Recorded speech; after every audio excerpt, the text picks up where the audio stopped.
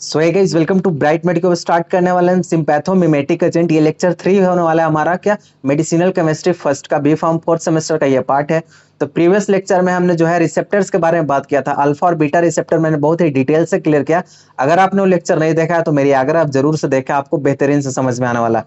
ठीक है, तो अब स्टार्ट करने वाले हैं कि हम सिंपैथोमिमेटिक एजेंट आखिर जानते हैं कि सिंपैथोमिमेटिक एजेंट होता क्या है।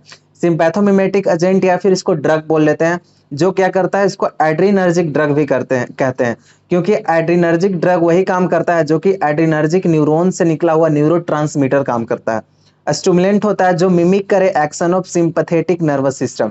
यहाँ पे एक टर्म आता है मिमिक। मिमिक मतलब मिमिक्री से आप जोड़ सकते हो, जो डायरेक्ट कॉपी करता हो। जो हमारा सिंपैथेटिक नर्वस सिस्टम में होता था वही ये ड्रग बाइंड करके रिसेप्टर से क्या करेगा, सेम एक्शन प्रोड्यूस करेगा। क्या करता था हमारा, अगर सिंपैथेटिक, अगर आपको याद हो तो मैंने फर्स्ट लेक्चर में बताया था कि आप अगर सांप देखते हो, स्नेक देखते हो, तो आपका क्या होता है, पुपिल डायलेशन होता है, ठीक है, ब्रोंको डायलेशन होता है, और फिर यूरिनरी ब्लैडर क्या होता है, आराम से रिलैक्स करता है। तो इस तरह से मैंने आपको बताया था बहुत ही बेहतरीन से। तो ये जो होता है ना, सेम वही चीज करता है। अगर वो ड्रग देते हैं, ठीक है, तो ये ड्रग क्या करेगा, रिसेप्टर से बाइंड करेगा और वही काम करेगा जो सिंपैथेटिक न्यूरोट्रांसमीटर करता था। इसीलिए हम इसको सिंपैथोमिमेटिक एजेंट कहते हैं। Sympathetic system plus mimetics. Sympathetic system को कॉपी करने वाला एजेंट को या फिर ड्रग को हम लोग सिंपैथोमिमेटिक कहते हैं। क्लियर। अब देखिए, सिंपैथोमिमेटिक ड्रग जो है यूज किया जाता है ट्रीट करने के लिए कार्डियक अरेस्ट। आप सिंपैथोमिमेटिक एजेंट दे रहे हैं, तो सपोज किसी का कार्डियक अरेस्ट हो गया है ना, हार्ट अटैक वगैरह आने का चांसेस है, तो क्या करेगा वहां पे, हम सिंपैथोमिमेटिक एजेंट देते हैं उसको। ठीक है, और या फिर किसी का ब्लड प्रेशर लो हो गया है, या फिर प्रीमेच्योर लेबर जो है, मतलब किसी का जो है लेबर, जो सपोज दैट कि जो एक बच्चा है जिनके माँ के पेट में, वो जो है मैच्योर नहीं हुआ है, पूरी तरह से नहीं हुआ है, तो उसको लेबर को जो है उसको पहले आने नहीं देंगे हम इस दुनिया में, थोड़ा डिले करेंगे कि ताकि और अच्छे से मैच्योर हो जाओ अपने मदर्स उम्ब के अंदर, प्लेसेंटा के अंदर, उसके बाद तुम आओ। ठीक है, तो इसके लिए हम क्या करते हैं, एड्रीनर्जिक ड्रग देते हैं उसको, सिंपैथोमिमेटिक एजेंट्स उसको प्रोवाइड करते हैं। क्लियर है। अब देखिए एक आता है हमारा एड्रीनर्जिक ड्रग जो है, डायरेक्ट एक्टिंग और इनडायरेक्ट एक्टिंग। अब ये क्या बात हुआ, डायरेक्ट एक्टिंग और इनडायरेक्ट एक्टिंग क्या होता है। सपोज दैट ये कहना चाहता है, डायरेक्ट एक्टिंग कहने का मतलब है कि सपोज हम कोई ड्रग दिए, ठीक है ना, एड्रीनर्जिक ड्रग दिए, जो कि क्या करेगा, डायरेक्टली अपना एक्ट करेगा, जाकर के रिसेप्टर से बाइंड करेगा और अपना एक्शन शो करेगा। क्लियर है। अगर देखिए सपोज यहाँ पे कोई मेरा न्यूरोट्रांसमीटर रिलीज हो रहा है और यहाँ से गया, इस पे जाकर के क्या करा, बाइंड करा। क्यों किया, क्योंकि इसके पास पहले से कंसंट्रेशन, बहुत ज्यादा कंसंट्रेशन में ये रिलीज हो गया हमारा न्यूरोट्रांसमीटर, और जाकर हमारा अल्फा या फिर बीटा रिसेप्टर से बाइंड करके अपना एक्शन शो किया। वहीं अगर इनडायरेक्ट एक्टिंग की बात करते हैं, तो इनडायरेक्ट एक्टिंग क्या होता है, देखिए डायरेक्टली तो ये एक्ट नहीं करेगा, डायरेक्टली तो ये बाइंड नहीं करेगा। तो इसके लिए हमको क्या करना पड़ेगा ना, आपने नाम सुना होगा क्या, जो इंजाइम इनहिबिटर होते हैं। कौन कौन से इंजाइम इनहिबिटर होते हैं इसका, एक होता है माओ और एक होता है सीओएमटी। मैंने प्रीवियस लेक्चर में आपको बताया है, माओ मतलब मोनो अमीन ऑक्सीडेज, और सीओएमटी कैटेकोल ओ मिथाइल ट्रांसफरेज। ये दोनों क्या होता है ना, इंजाइम होता है, जो क्या करता है, जो हमारा एड्रीनर्जिक न्यूरोट्रांसमीटर नॉरएपिनेफ्रिन, एपिनेफ्रिन या फिर डोपामिन है, ये रिलीज होता है और मेटाबोलाइज कर देता है, इसको जो है तोड़ देता है। अब इनडायरेक्ट एक्टिंग यही काम करेगा। अब इनडायरेक्ट एक्टिंग कहने का मतलब है कि हम ये इनहिबिट, जो हमारा इंजाइम है, माओ और सीओएमटी जो हमारा इंजाइम है, इसी को क्या किया, हम इनहिबिट कर दिए। इसको अगर हम इनहिबिट कर दिए तो ऑब्वियसली हमारा जो न्यूरोट्रांसमीटर है, एपिनेफ्रिन, नॉरएपिनेफ्रिन या फिर डोपामिन, इसका कंसंट्रेशन जो है हमारा यहाँ पे न्यूरॉन्स, प्री सिनेप्टिक न्यूरॉन्स पे क्या होगा, देखिए ध्यान से यहाँ पे, इसका जो हम अगर इनहिबिट कर दिए तो इसका क्या होगा, देखिए ये हमारा क्या हुआ, न्यूरोट्रांसमीटर का रिलीज हो गया, और यहाँ पे माओ था और सीओएमटी था, ये इनहिबिट कर देता था। अब हम माओ और सीओएमटी इंजाइम जो उसको मेटाबोलाइजिंग इंजाइम है, उसी को इनहिबिट कर दिए, ठीक है ना, उसको मार दिए। तो क्या हुआ, यहाँ पे कंसंट्रेशन बढ़ जाएगा कि नहीं, एपिनेफ्रिन, नोरेपिनेफ्रिन या नोरएड्रेनालिन का बढ़ेगा। अगर बढ़ेगा तो कंसंट्रेशन बढ़ेगा, जितना ज्यादा कंसंट्रेशन उतना ज्यादा क्या करेगा, रिसेप्टर से बाइंड करेगा। ठीक है, तो हम यहाँ पे इनडायरेक्ट एक्ट किए कि नहीं, हम क्या किए, इनहिबिटर को क्या किया, मार दिए। तो यही होता है इनडायरेक्ट एक्टिंग। क्लियर है। अब देखिए एड्रेनर्जिक ड्रग जो होता है तीन टाइप का होता है, एक होता है डायरेक्ट एक्टिंग, इनडायरेक्ट एक्टिंग, और एक होता है मिक्स्ड एक्टिंग। मिक्स्ड एक्टिंग कहने का मतलब है कि या तो डायरेक्टली आपको एड्रेनर्जिक ड्रग जो है अल्फा रिसेप्टर बीटा रिसेप्टर से बाइंड करेगा, या फिर क्या करेगा, इनडायरेक्टली बाइंड करेगा। तो ये होता है क्या, हमारा मिक्स्ड एक्टिंग। अब अगर हम डायरेक्ट एक्टिंग का बात करें तो अल्फा एगोनिस्ट होता है, ठीक है, डायरेक्टली जाकर अल्फा रिसेप्टर से बाइंड कर रहा है तो उसको हम लोग क्या कहेंगे, अल्फा एगोनिस्ट। क्लियर है। अल्फा एगोनिस्ट में आता है नॉन सिलेक्टिव और सिलेक्टिव। अब इसको ध्यान से समझना है। नॉन सिलेक्टिव क्या होता है कि जो हम अल्फा एगोनिस्ट उसको दिए तो अल्फा का दो टाइप होता है, मैंने बताया था आपको, अल्फा 1 और अल्फा 2। क्लियर है। अल्फा 1 और अल्फा 2 होता है, दो टाइप होता है।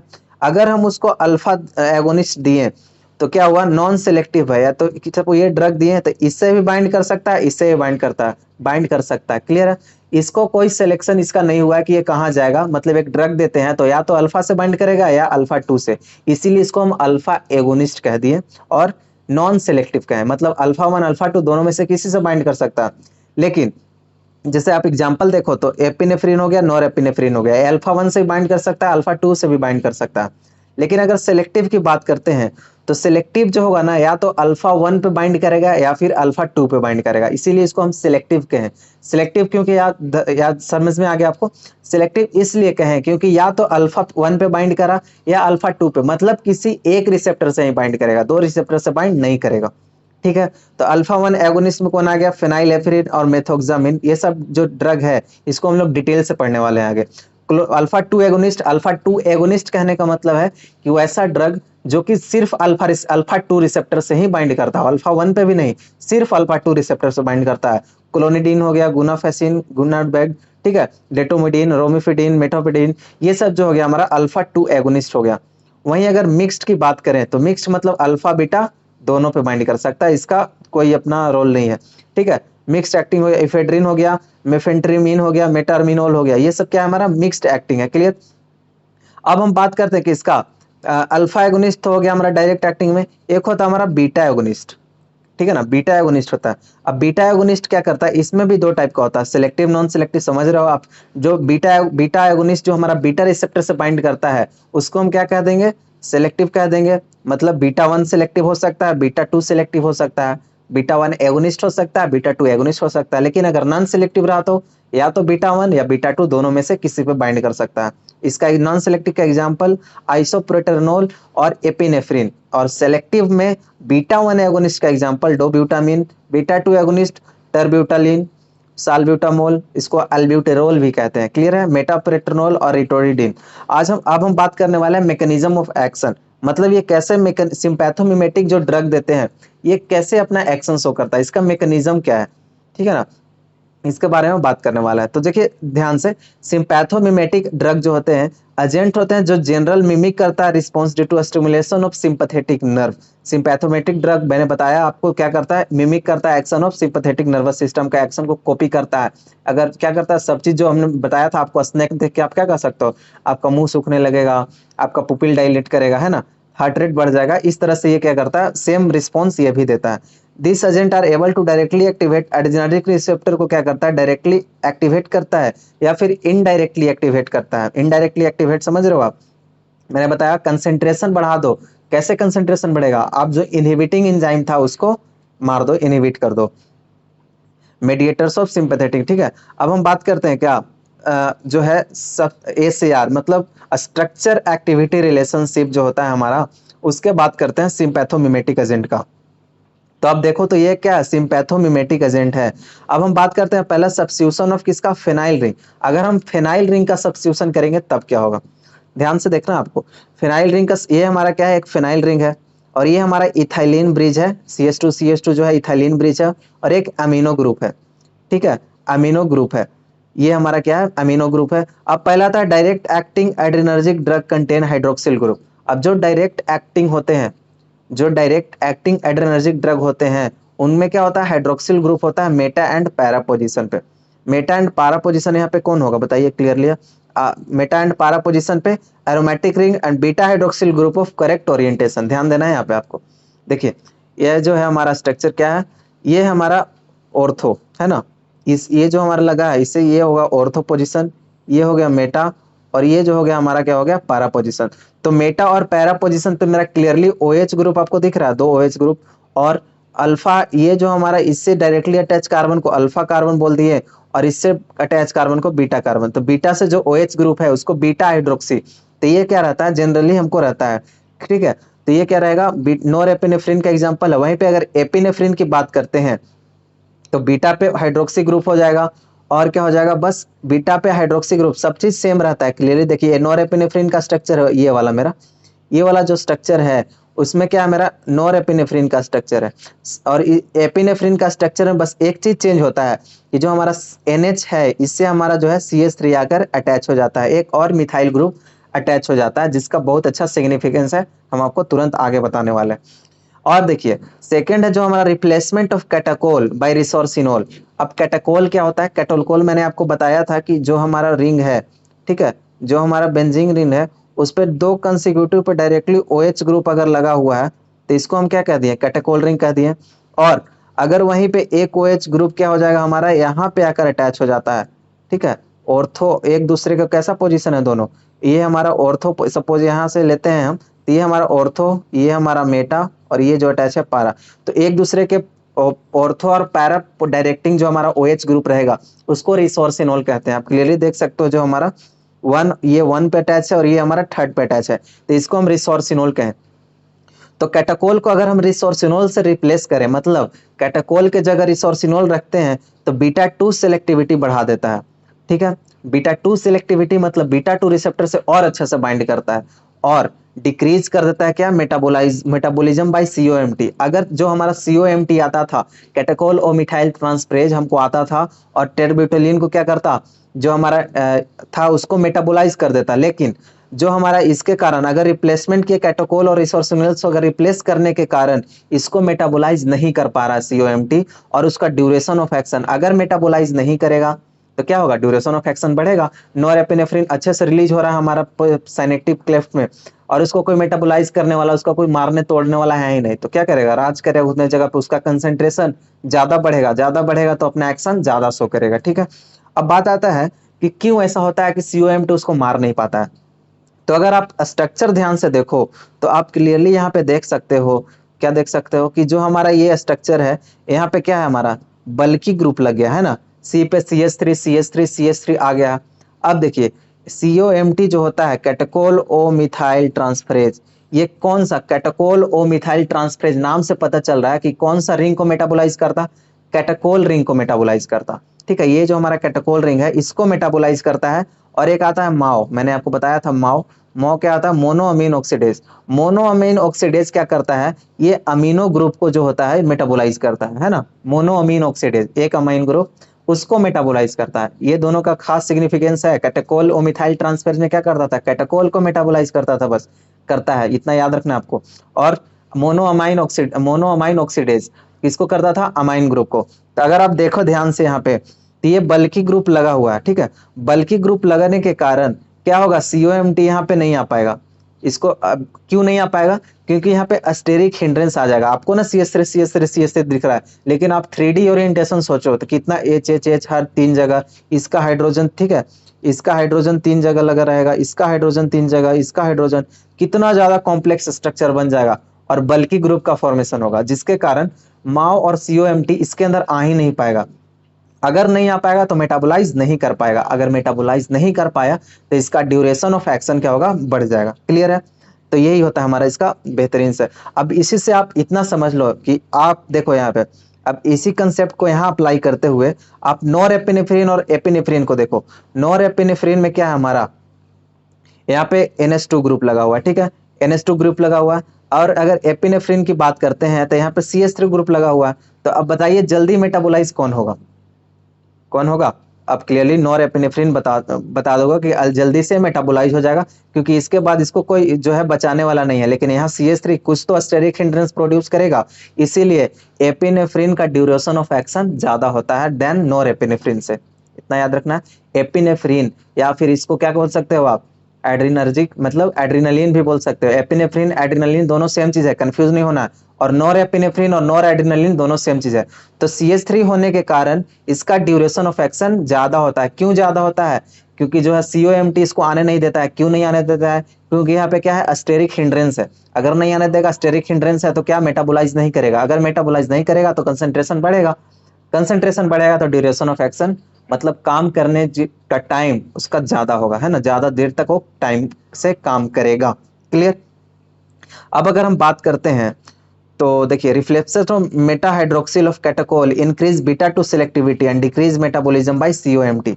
ये कहना चाहता है कि जो मेटा हाइड्रोक्सी था ये था मेरा कौन सा ग्रुप, ये ऑर्थो पोजीशन और ये हमारा मेटा पोजीशन। तो मेटा पोजीशन पे क्या लगा हुआ है, OHCH2 ग्रुप लगा हुआ है, ठीक है। तो ये क्या करता है ना, बीटा टू सिलेक्टिविटी बढ़ा देता है और डिक्रीज कर देता है मेटाबॉलिज्म ऑफ सीओएमटी। अब क्लियरली ये तो समझ गए, लाइन आपको समझ में आ गया होगा। डिक्रीज मेटाबॉलिज्म ऑफ सीओएमटी मतलब सीओएमटी से मेटाबॉलिज्म स्लो कर देता है, होगा तो जरूर लेकिन बहुत कम कर देगा। क्यों कम कर देगा, because of this bulky group, जिसके कारण क्या होता है, बल्की ग्रुप के कारण, मैंने आपको तुरंत बताया बल्की ग्रुप के कारण सीओएमटी अंदर आ नहीं पाता स्टेरिक हिंड्रेंस के कारण, इसीलिए मेटाबॉलिज्म घट जाता है और ड्यूरेशन ऑफ एक्शन बढ़ जाता है, ठीक है। इतना तो आगे समझ में। अब इसको अगर रिप्लेस करेंगे CH2OH ग्रुप को तो बीटा टू सिलेक्टिविटी बढ़ जाता है। क्यों बढ़ जाता है बीटा टू सिलेक्टिविटी, क्योंकि OH ग्रुप तो हमको जरूरी है। क्यों जरूरी है OH ग्रुप, हाइड्रोजन बॉन्डिंग के लिए। रिसेप्टर से जो हमारा ये ड्रग जाएगा तो क्या करेगा, हाइड्रोजन बॉन्डिंग करेगा। हाइड्रोजन बॉन्डिंग करेगा तो ज्यादा एक्शन अच्छे से शो करेगा, है ना। अब बात आता है, अगर आप पूछो तो ठीक है, हम जो है अगर क्या होगा यदि हम जो OH ग्रुप है ये बीटा पे ना लगा के हम अल्फा पे लगा दिए, यहाँ पे OH ग्रुप लगाएं तो क्या होगा, तो लगा दो भाई। OH ग्रुप लगाया, क्या हुआ, यहाँ पे नाइट्रोजन है, यहाँ पे OH है, यहाँ पे नाइट्रोजन। आप सभी जानते हो को phone FON fluorine oxygen nitrogen और हाइड्रोजन जहाँ एक जगह होते हैं वहां क्या करते हैं, हाइड्रोजन बॉन्डिंग करते हैं, हाइड्रोजन बॉन्डिंग करते हैं। तो यहाँ पे हाइड्रोजन बॉन्डिंग करेगा तो इसका एक्टिविटी स्लो हो जाएगा, ठीक है, स्लो हो जाएगा। अब देखिए ये तो हो गया आपका। अब रिमूवल ऑफ पारा hydroxy group from epinephrine make the molecule selective for alpha 1 adrenergic receptor. अगर यहाँ से हम एक OH ग्रुप को हटा दिए, ठीक है, यहाँ से OH ग्रुप था ना, यहाँ पे देखिए यहाँ पे था, यहाँ से हटा दिए। OH ग्रुप हटाने के कारण क्या हो जाएगा, एपिनेफ्रिन को क्या कर देता है, सिलेक्टिव अल्फा 1 एड्रेनर्जिक रिसेप्टर से जाके आसानी से बाइंड कर जाता है। क्यों कर जाता है अल्फा 1 एड्रेनर्जिक रिसेप्टर से बाइंड, क्योंकि इसका जो ओरिएंटेशन है वो अल्फा 1 से प्रॉपर मैच करता है, तो जाकर आसानी से जिसका ओरिएंटेशन जाकर मैच करेगा उस पर आसानी से जाकर चिपक जाएगा, क्लियर है, जाकर बैठ जाएगा और अपना एक्शन शो करेगा। अब बात आता है, ये तो हो गया मेरा इसका ग्रुप का। अब सब्स्टिट्यूशन ऑफ इथाइलिन लिंकेज, अब हम इथाइलिन लिंकेज का बात करें। इथाइलिन आप सभी जान रहे हो CH2 ग्रुप को हम इथाइलिन ब्रिज कहे हैं। अब उसका जगह हम सब्स्टिट्यूशन क्या क्या कर सकते हैं, तो अगर उसका बात करें तो ऑप्टिमल एक्टिविटी के लिए, ठीक है, amino group should be separated from aromatic ring by 2 carbon, ठीक है। अगर हमको बहुत अच्छा प्रभाव चाहिए है, हमारा ड्रग का अच्छा से एक्टिविटी चाहिए तो क्या होना चाहिए, अमीनो ग्रुप जो है, ये जो हमारा अमीनो ग्रुप है सेपरेट होना चाहिए कम से कम 2 कार्बन एटम से, मतलब इथाइलिन उसमें कंपलसरी होना चाहिए। अगर 2 कार्बन एटम से नहीं होगा तो क्या होगा, यहाँ पे OH ग्रुप पास में आ जाएगा। अगर OH ग्रुप पास में आएगा तो हाइड्रोजन बॉन्डिंग करेगा, अगर हाइड्रोजन बॉन्डिंग कर लिया तो मेरा एक्टिविटी घट जाएगा, क्लियर है, कंसेप्ट बनाना है, ठीक है। तो अमीनो ग्रुप कैसा होना चाहिए, सेपरेटेड होना चाहिए एरोमेटिक से कम 2 कार्बन से। क्या होगा यदि ज्यादा कार्बन हो जाए, ज्यादा कार्बन हो जाएगा तो क्या हो जाएगा, एक्टिविटी फ्लक्चुएट करेगा, ठीक है ना। मिथाइल या ethyl substitution on the alpha carbon, जो हमारा अल्फा कार्बन है उस पे अगर देखिए यहाँ पे मिथाइल का सब्स्टिट्यूशन CH3 ग्रुप आ गया हमारा, कार्बन डिक्रीज करता है मेटाबॉलिज्म बाय माओ। माओ का क्यों किया ये भी आपको क्लियर हो गया होगा। अगर अल्फा पे CH3 आ गया तो मोनोअमीन ऑक्सीडेज इसको जल्दी से मेटाबोलाइज नहीं कर पाएगा। क्यों नहीं कर पाएगा, वही चीज है, स्टेरिक हिंड्रेंस वाला घुसना ही नहीं देगा अंदर, तो क्या मेटाबोलाइज करेगा, नहीं करेगा। अब देखिए तीसरा हमारा बीटा हाइड्रोक्सी जो है, ठीक है, बीटा हाइड्रोक्सी प्रोड्यूस करता है कायरलिटी फॉर एपिनेफ्रिन। ये जो हमारा बीटा हाइड्रोक्सी ग्रुप है ये कायरल कार्बन है कि नहीं, कैसे कायरल क्या होता है कि एक कार्बन पे अगर चारों ग्रुप डिफरेंट हो तो उसको हम कायरल कहते हैं। तो ये देखिए डिफरेंट है ग्रुप पूरा, इधर से हमारा पूरा ग्रुप डिफरेंट है, यहाँ पे OH ग्रुप है और नीचे में H ग्रुप है, तो चारों ग्रुप डिफरेंट है। तो ये हमारा जो है CH, ये वाला जो हमारा CH है ये कैसा हो गया, कायरल हो गया। कायरल होने के कारण जो है norepinephrine and related compound are more potent in enantiomer has the R configuration, ठीक है, ये ज्यादा पोटेंट बनता है, इसका पोटेंशियल ज्यादा होता है। और कौन सा, R की S, R फॉर्म का जो होता है पोटेंशियल ज्यादा होता है। बस आपको इतना याद, एक छोटा सा ट्रिक याद रखना है कि जिसमें R आए, ठीक है ना, जो किसी भी ड्रग्स में अगर R आता हो तो समझ लो कि वो R कन्फर्मेशन वाला है और ज्यादा पोटेंट होगा, क्योंकि हमारा बॉडी में क्या सिंथेसाइज होता है, R सिंथेसाइज होता है। हमारा बॉडी फालतू चीज बनाता ही नहीं, क्योंकि हमारा बॉडी में जो R आइसोमर है वही सिंथेसाइज होता है, उसका जरूरत है इसीलिए, ठीक है। तो R कन्फिग्रेशन जैसे एपिनेफ्रिन, एपिनेफ्रिन का R फॉर्म बहुत अच्छा होता है, वही ज्यादा पोटेंट होता है। नोर एड्रेनालिन ले लो, उसका भी, उसमें भी आर आ रहा है, तो आर फॉर्म, आर आइसोमर, उसका कन्फिग्रेशन, आर कन्फिग्रेशन उसका क्या होगा, ज्यादा पोटेंट होगा। ठीक है, इतना छोटा सा ट्रिक था। अब बात करते हैं substitution of amino terminal. Amino terminal आप अमीनो NH ग्रुप का हम बात कर रहे हैं, अगर यहाँ पे सब्स्टिट्यूशन होगा तो क्या होगा, एमिनो ग्रुप इंपॉर्टेंट है डायरेक्ट एड्रेनर्जिक एगोनिस्टिक एक्टिविटी के लिए। अगर एमिनो ग्रुप रहेगा तो डायरेक्ट एड्रेनर्जिक एगोनिस्ट का काम करेगा, अल्फा रिसेप्टर से डायरेक्टली जाकर प्लाक से बाइंड करेगा और अपना एक्शन शो कर देगा। ठीक है, तो अगर इसमें हम सब्स्टिट्यूशन करें तो क्या होगा, primary and secondary amine are more potent as compared to tertiary amine, tertiary and quaternary. ठीक है, प्राइमरी और सेकेंडरी अमाइन का पोटेंशियल ज्यादा होता है। प्राइमरी सेकेंडरी अमाइन समझ रहे हो क्या होता है?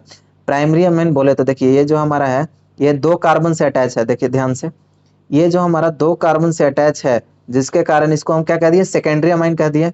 अगर एक ही कार्बन से अटैच होगा कोई, ठीक है, एक ही कार्बन से कोई अटैच होगा, CNH2 ऐसे है, तो इसको हम प्राइमरी कह दिए, इस नाइट्रोजन को हम लोग प्राइमरी कह दिए। तो मेनली जो प्राइमरी सेकेंडरी अमाइन है ज्यादा पोटेंट होता है as compared to tertiary and quaternary. लेकिन प्राइमरी सेकेंडरी में भी ज्यादा पोटेंट कौन होता है, सेकेंडरी होता है। आप हर जगह देखोगे कि अमाइन आपको सेकेंडरी दिखेगा, यहाँ पे भी देख लो आप, अमाइन आपको सेकेंडरी दिख रहा है ना, सेकेंडरी दिख रहा है, तो ये ज्यादा पोटेंट होता है। क्लियर है? Nature of amino group substituent affect करता है receptor selectivity of the nitrogen compound in general as the bulk of nitrogen substituent increases. ठीक है, नाइट्रोजन पे जितना ज्यादा बल्की ग्रुप बढ़ाओगे, अल्फा रिसेप्टर एगोनिस्ट क्या करेगा, एक्टिविटी, अल्फा रिसेप्टर एगोनिस्ट का एक्टिविटी को घटाएगा, मतलब अल्फा रिसेप्टर से वो बाइंड नहीं होने देगा और बीटा रिसेप्टर से वो बाइंड होने देगा।